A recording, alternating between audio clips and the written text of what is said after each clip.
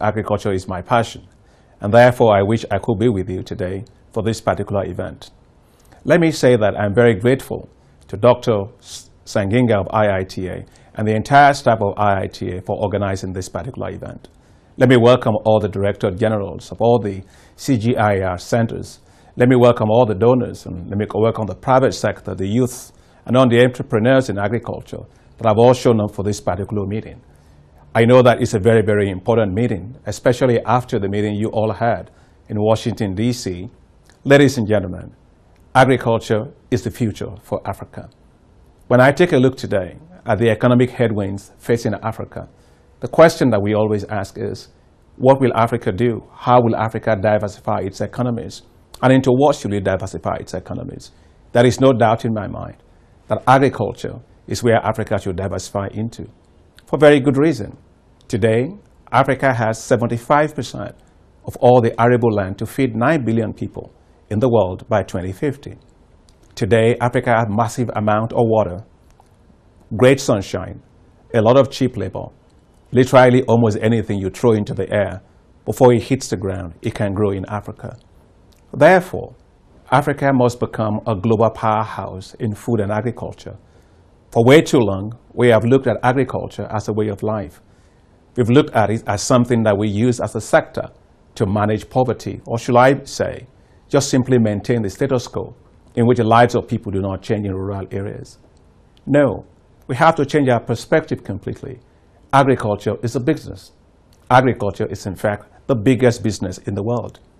Today, Africa spends $35 billion a year importing food. If we do nothing between now and 2030, Africa will spend, by 2030, $110 billion a year importing food. That is food that Africa should be producing. That is food Africa should be processing. That is hard-earned foreign exchange that Africa should actually be keeping here to stabilize its economy. Therefore, we must begin to take agriculture as central to how African economies will have strong macroeconomic and fiscal stabilization.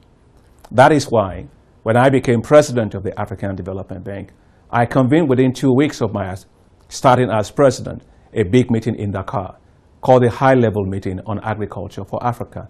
Many of you were there at that meeting. I was very pleased to see many of you there. And I'm very grateful that many of you continue to be passionate about agriculture post-Dakar High-Level Conference meeting. What did we agree in Dakar? We agreed in Dakar that 4 things had to happen for African agriculture. First is that we must end hunger, and we must also end malnutrition. Second is that we must use agriculture to significantly reduce the level of food imports that Africa has today. That we must allow Africa to get to the top of the value chains in every single thing that it produces, not to remain at the bottom of the value chain.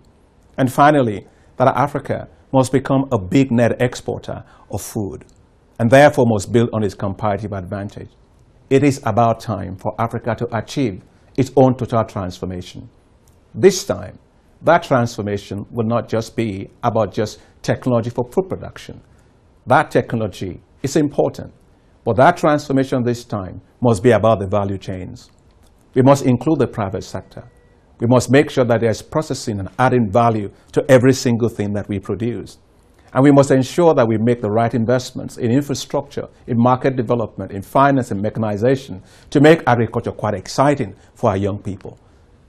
And why do I say for young people? If you take a look at it today, the population of young people that are in agriculture is actually pretty dismal. The population of those that are producing for us today are old farmers. I went to a village school. I recall at that time that they were old. Today, they are still very old people trying to feed us. Isn't it surprising that farmers that are supposed to feed us in many countries today in Africa are lining up asking for food aid? That has to change. That means we must change the labor composition of the agricultural sector in Africa. We must get younger people into the agricultural sector. I am delighted that with you many that there today are many of the IITA Agripreneurs, they call them. I love them. They are very passionate. They are very dynamic. They make things happen. I've seen what they're doing there, and I want to make sure that we support them to be able to become the new generation of young commercial farmers for Africa. It is my great pleasure to let you know the bank strongly supports this because we know that we face a job crisis in Africa today. We have entering the labor market 100 million young people by 2030. We have to create jobs for them. I submit to you that agriculture is a fantastic sector to create those jobs for them. We must get them to see agriculture in a different way. Agriculture as a business, not agriculture as a way of life. The success stories are all over there in Nigeria. Young people that are all getting into fish, livestock production. They are all getting into production of fruits and processing and all of that. I'm excited about this. You are the future of Africa.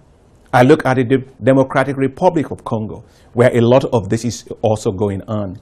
I am delighted that the African Development Bank will be able to support what we call the Enable Youth Initiative to help Africa's youth to become the future commercial farmers of Africa. Ladies and gentlemen, the importance of your meeting cannot be overemphasized. Africa waits for the outcome of this meeting so that all across Africa, from the Guinea savannas to the Sahelian region to the humid forest area, let us work together to unlock the potential of agriculture on this continent. Let us work together to make sure that Africa can feed itself. Let us work together to make sure Africa becomes a global powerhouse in food and agriculture. Your meeting today will allow us to unlock those potentials as you focus on the issue of youth that are so fundamental into how we create a new generation of dynamic farmers going forward. I wish I could be there with you, but I can tell you, I await with great passion the outcomes of your meetings. I wish you very good deliberations, and I look forward to the outcome. And thank you very much for coming.